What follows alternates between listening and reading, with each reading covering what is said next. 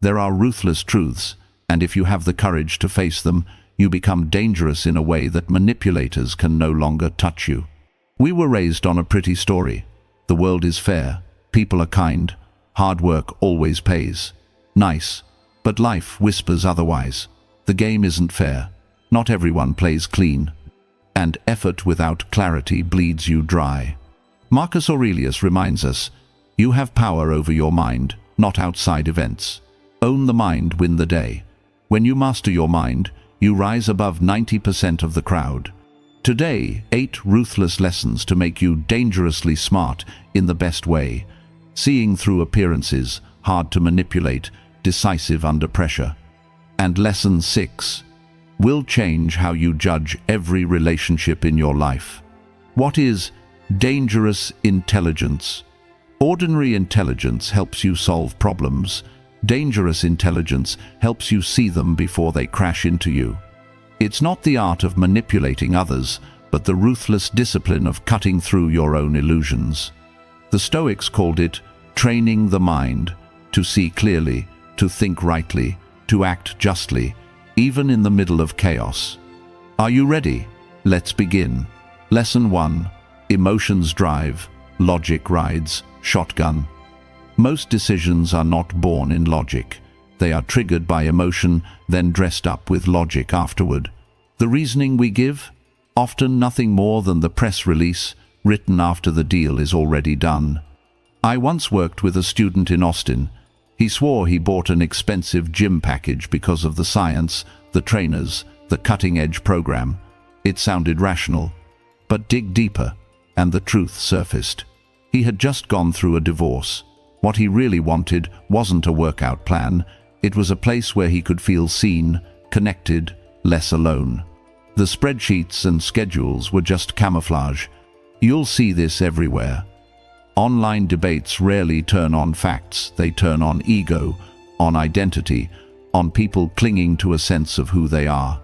In the office, colleagues may resist a new process not because it's inefficient, but because deep down they're asking, will this make me irrelevant? The Stoics warned us, people are rarely fighting about the thing on the surface. They are fighting for their pride, their place, their need to feel safe. So here's the drill. When you feel the rush rising inside, you stop. Ask, what am I really feeling? Anger, fear, the hunger to be recognized. And then ask the harder question, what rash decision will I regret tomorrow? And when others flare up, don't attack their logic. Speak to the emotion first. I see why this matters to you. Acknowledge the fear before inviting them into reason. That is dangerous intelligence. The ability to read the emotion underneath yours and theirs. The power to prevent the fire before it burns down the room. Lesson 2. Everyone acts in their own interest. This is not cynicism. This is reality. And once you see it, your disappointment in people evaporates. We like to believe in pure altruism. We want to think our neighbor bakes cookies because she simply loves giving, or that a colleague volunteers for extra work because they care about the team. But beneath the surface, there is always self-interest. Sometimes noble, sometimes selfish, but always there. I remember a woman in my community who seemed endlessly generous. She organized events, remembered everyone's names, always showed up with a smile. People praised her selflessness. But later, I learned she was preparing for a run at city council. Every kind gesture. It was also a campaign strategy. The warmth was real, but so was the ambition. And here's the shift. Once I understood her motives, I stopped feeling tricked. I respected her more, because she was smart enough to align her own goals with service to others. That's the Stoic lesson. Self-interest is not evil, it's human nature. Marcus Aurelius himself admitted that even his service to Rome was also service to his own sense of duty and honor. Seneca warned us, expecting people to act against their interests is like fighting gravity, pointless. So what do? We stop asking, why are they so selfish? Instead, we ask, what do they really want here? And then we align. We find the overlap. We build agreements where both sides benefit, instead of demanding sacrifices that can't last. This is dangerous intelligence, seeing the hidden currents of motivation, understanding that every request, every smile, every offer carries a purpose. And when you see it clearly, you can work with reality, not against it. Lesson 3. Most people can't handle the truth about themselves. This one cuts deep. Because the harshest mirror is not the one we hold up to others, it's the one we hold up to ourselves. Most people avoid that mirror. They build stories, excuses, elaborate defenses, anything to protect the fragile image they've constructed. And that's why they stay stuck in the same mistakes, the same cycles, year after year. I had a friend who constantly complained about being overlooked at work. Every time he blamed politics, unfair managers, or bad luck. But when I pointed out his lateness, his missed deadlines, his constant clashes with the team, he snapped back. You don't understand the situation. His mind wasn't seeking truth, it was seeking protection. The Stoics called this self-deception a kind of slavery. Because if you can't see your own part in the problem, you'll never hold the power to change it. Marcus Aurelius wrote endlessly about this, questioning his motives, confronting his flaws, disciplining his ego. Why? Because truth, however painful, is the only ground solid enough to build on. So here's the test. Ask yourself, what truth am I avoiding? What feedback do I dismiss too quickly? Where am I deceiving myself because the reality is uncomfortable? These are brutal questions, but they set you free. Most people surround themselves with yes men, with echoes of their own illusions. But the dangerous mind seeks the opposite. It seeks the piercing voice that says, "You're wrong here, fix it." That is strength, because when you can face your own flaws without flinching, you become untouchable. While others are trapped in their comforting lies, you are already evolving. Lesson 4. Your success will make some people hate you. Strange, isn't it? You work hard, you rise higher, you finally win, and instead of applause you feel the sting of resentment. Why? Because your success is a mirror. It reflects back to others what they could be, but chose not to become. And not everyone can face that reflection. I saw this with a college friend who built a thriving business from nothing. When he struggled, everyone was kind, supportive, encouraging. But the moment his company was featured in a magazine, the tone changed.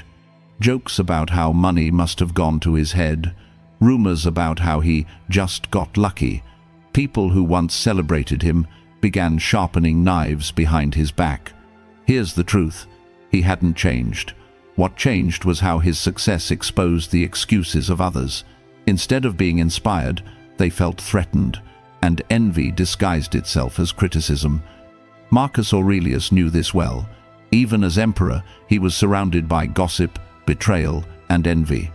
His reminder was simple. Very little is needed for a happy life. It is all within yourself, in your way of thinking. In other words, their poison is their burden, not yours. So when envy comes, don't shrink to make others comfortable. Don't dim your light just because it hurts their eyes. Stand firm, keep building, let your work speak louder than their bitterness. This is dangerous intelligence, expecting resistance as the price of growth, knowing that success will test not just your skills, but your circle. And when the whispers come, you'll recognize them for what they are, not a reflection of you, but a revelation of them. Lesson 5. Everyone is selling you something. Once you see this, you'll never see people the same way again. Every interaction is an influence attempt. Every smile, every story, every gesture. It's a bid to get you to do, think, or feel something, sometimes obvious, sometimes subtle, but it's always there. I once met an old acquaintance for coffee. At first, it felt warm, nostalgic, two friends catching up. She asked about my work, my family, even remembered details from years ago. I thought, this is genuine. Then, halfway through, the reveal. She had joined a business opportunity, and suddenly all the friendliness was the sales pitch. The friendship was just the packaging. The real product was my wallet. And no, she wasn't evil. She honestly believed she was helping. But that's the point. Influence wears many masks, sometimes kindness, sometimes urgency, sometimes guilt. Marcus Aurelius knew this well. Surrounded by generals, advisors, and politicians, each one pushing their own agenda, he trained himself to see through the pitch. To hear not just the words, but the motive beneath the words. That is your shield. Don't assume everyone is manipulative. Assume everyone has an interest. And once you ask, what do they really want here? You stop being a passive buyer in the marketplace of influence. You become a conscious chooser. Your co-worker's compliment may be genuine but may be leverage for support at the next meeting. Your neighbor's cookies may be kindness but may be a future favor. It's not paranoia, it's clarity. This is dangerous intelligence, refusing to be lulled by surface appearances. Choosing with awareness, deciding on your terms, not theirs. When you see the hidden sales pitch behind every interaction, you stop being sold and start living by choice. Lesson 6. When people show you who they are, believe them. This lesson will save you years of wasted trust. People reveal themselves all the time, in the small details, in how they treat waiters, in whether they keep small promises, in the jokes they tell when they think no one important is listening. The signs are always there. What's missing is our willingness to see them. I once worked with a business partner who loved to exaggerate his role in meetings. At first, I brushed it off. Then came the padded expense reports, little things, small numbers. Again, I made excuses. He's just excited. Everyone fudges receipts. But years later, when I discovered he'd been negotiating behind my back to cut me out of the company, I realized the truth had been on display the whole time. I just didn't want to believe it. Maya Angelou said it best. When people show you who they are, believe them the first time. The Stoics lived by this. Marcus Aurelius judged not by speeches or isolated acts, but by consistent patterns. Seneca warned us, hoping someone will change their core nature is a losing bet. So here's the rule: trust patterns, not promises. Actions, not words. Consistency, not explanations. If someone gossips about others, they'll gossip about you. If they break small commitments, they'll break big ones. If they show disrespect when it costs them nothing, they will show betrayal when the stakes are high. This is dangerous intelligence, refusing to rewrite the story in your head to protect your feelings, taking people at the evidence of their behavior. And when the evidence is clear, you adjust your boundaries, not their excuses. See the pattern, believe it, move accordingly. Lesson 7. Comfort is the enemy of growth. Comfort feels safe. It feels warm. It whispers, "Stay here, you've made it." But in truth, comfort is a cage, a soft prison that robs you of strength long before you realize it. I once knew a brilliant software engineer. Great pay, flexible hours, work that came easy. For 3 years, he was living the dream. But slowly, his edge dulled. New technologies overwhelmed him. Conversations that once excited him now felt heavy. He hadn't failed. He had decayed. Not from hardship, but from ease. Then came the layoff. And suddenly the security he trusted was gone. The comfort that once felt like a blessing revealed itself as a trap. The Stoics understood this. Marcus Aurelius could have drowned in luxury, yet he chose campaigns, challenges, the grind of leadership. Seneca practiced voluntary discomfort, sleeping on the floor, eating simple meals because he knew, if you only accept ease, you will collapse when hardship arrives. So how do we fight back?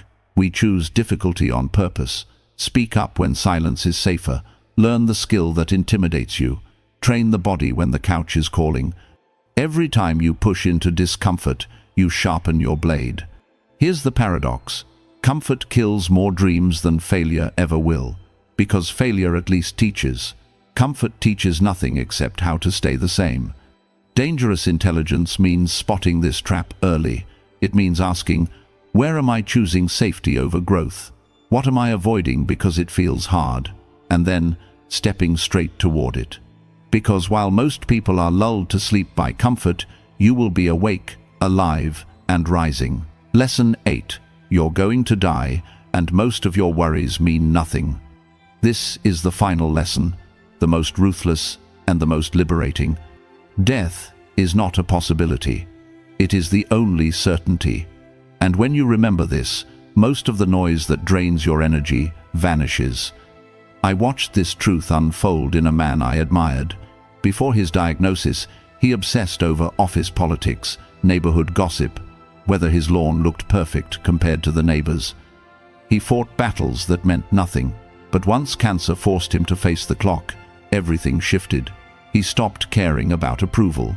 He ended hollow relationships. He gave his time only to what brought joy, love, and meaning. Ironically, he became freer, happier, more alive, even as his days grew short. The Stoics called this memento mori, remember death, not to be morbid, but to focus. Marcus Aurelius wrote, "It is not death that a man should fear, but never beginning to live." Seneca warned that wasting time is the one crime that cannot be repaid. So ask yourself, if I had 1 year left, would this matter? Would I still waste hours arguing online? Would I still chase the approval of strangers? Or would I finally speak the words I've been holding back? Finally build what I've been postponing? Finally live not tomorrow but now? This is dangerous intelligence, cutting away the trivial, investing only in what will matter at the end. While others drown in meaningless anxiety, you walk clear-eyed, unburdened, alive. Because the truth is brutal, you will die. But within that truth lies your freedom. When nothing is guaranteed, everything important becomes urgent, and that urgency is the beginning of a life fully lived. Conclusion. 8 ruthless lessons, each one a blade that cuts away illusion. If you've stayed with me this far, you already carry more clarity than most. Now the question is, will you practice it? Will you choose truth over comfort, discipline over distraction, growth over illusion? If this journey speaks to you, share it, like it, subscribe, so these reminders find you when you need them most. And leave just 3 words in the comments. I choose clarity. Let that be your public vow that from today forward, you will see through the fog and live awake.